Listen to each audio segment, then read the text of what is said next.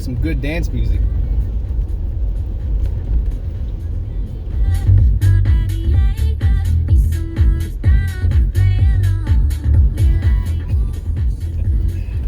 So I'm rocking this hat I don't wear a lot. It's Texas forever. It's part of this pride I have with my Beavis and Butthead shirt on. Actually, just Beavis. It's just the Great Cornholio. And I've been watching the new movie and the new seasons, and holy smokes. Again, Mike Judge, he's a grown man making some good humor, good comedy. Big fan of that. So yeah, it's been kind of like boosting my Texas pride here. Beavis and Butthead, seeing him around town, so to speak. But I thought I'd offer a couple of things I was thinking about. Peace is a complicated subject, actually. Maybe not surprisingly, and freedom is as well. But they go together very much. And a lot of these other little things that kind of fit in, like to make up these great machines, all these little cogs and wheels, and very specific cuts and notches here and there. And one of the things with freedom comes sacrifice. Absolute freedom. You can do whatever you want, whenever you want, where you want. I mean, it kind of exists, right? You know, and we try to hold ourselves back. We try to hold each other back. Initially, you know, before it happens, and then afterwards, we're like, you know, bad. Go sit in timeout, you know, or something. I mean, different societies have done it differently. Of course, in the modern nation state, we have police forces. We've got designated organizations that are tasked with specific enforcement aspects, charging, or, you know, the courts, the whole thing. But the long and the short of it is, when you want to have actual freedom in yourself, you gotta have some discipline, some sacrifice. You know, driving, for example, you know, you gotta be decent. You can't just do whatever you want, cut everyone else off. Your existence can't be such a cost to everything else that, and I found the road I was looking for.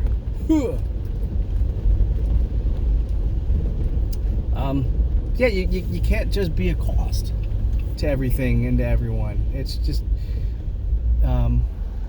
people like to fall into the trope of saying, you know, Native Americans only took what they needed.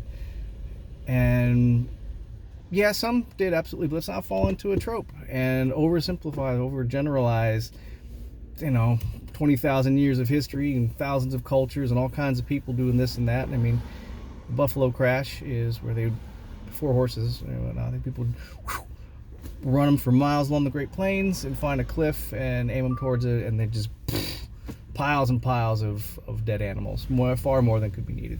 So part of respect is not oversimplifying these things. But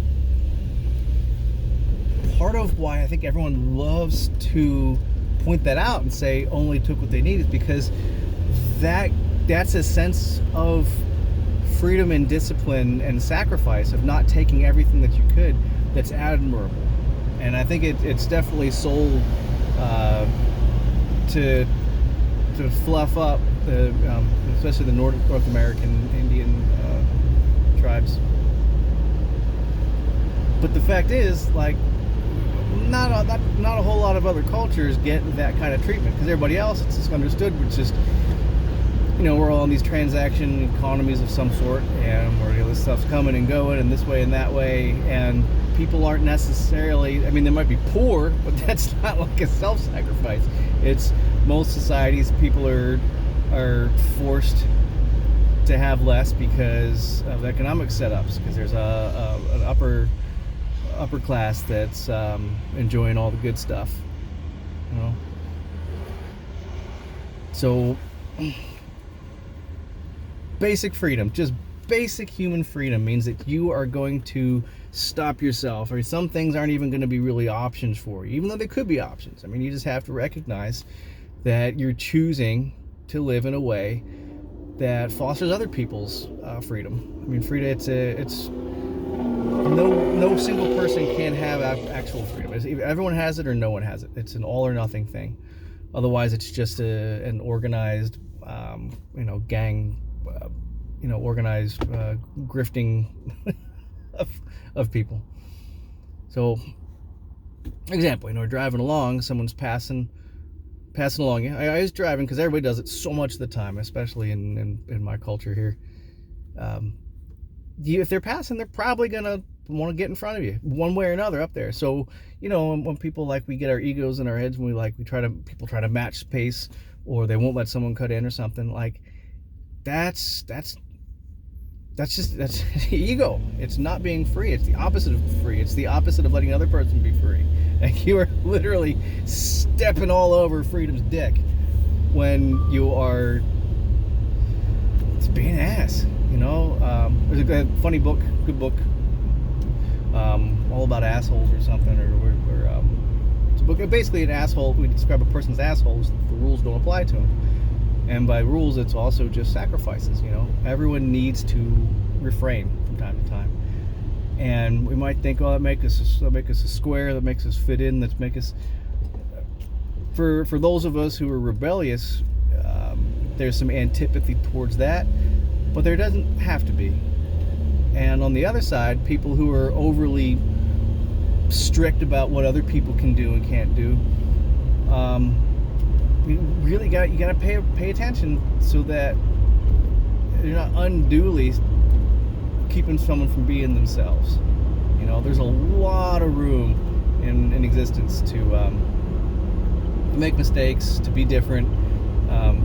People are going to go their own way, and I think it does a lot of people a disservice to say, oh, they're going to be drawn to this or drawn to that. And to an extent, that's right, especially if it's being sold a certain way and certain lifestyles and whatnot. But by and large, people are going to make up their own decisions, and it doesn't have to be a non-decision for them to choose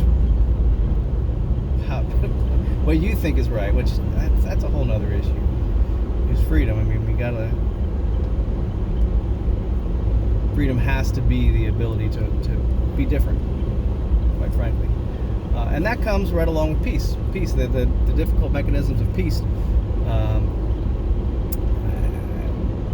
If you're going to have peace in your heart, you really have to just have that expectation of peace around you. And not just in the sense of just nonviolence. Nonviolence itself is not peace. Peace is an active participation in freedom. And letting other people do their things, and not physically stopping them with mortal force or physical, less than lethal force, whatever else you want to do.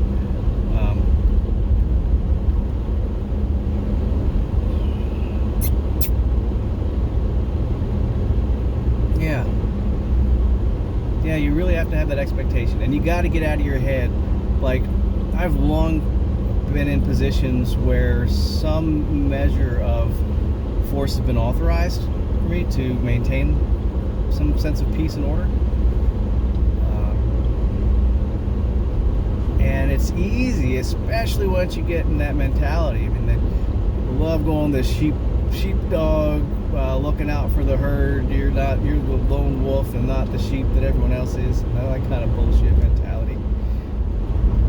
Got to get away from that.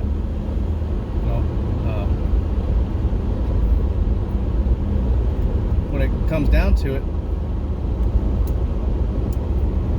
you just have to live in a place where you're not, hope for the best, prepare for the worst kind of thing.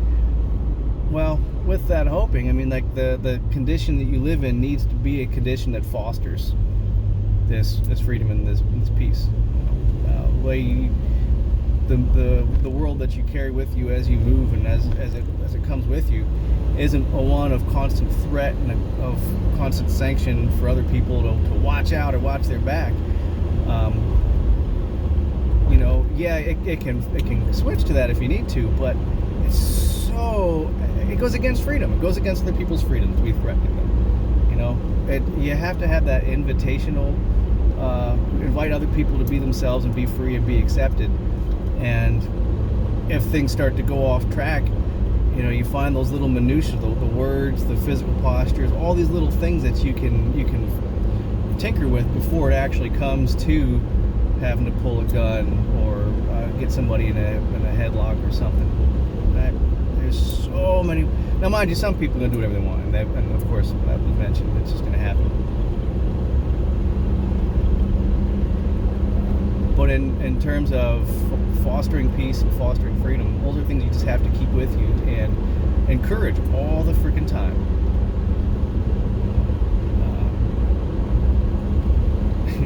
Not like I'm here to enforce the peace and I'm gonna kick everyone's ass who doesn't agree with me. It's funny. I mean, a lot of people fall into that, but I think that's just more of like a rule-based thing. Long story short, been on too long.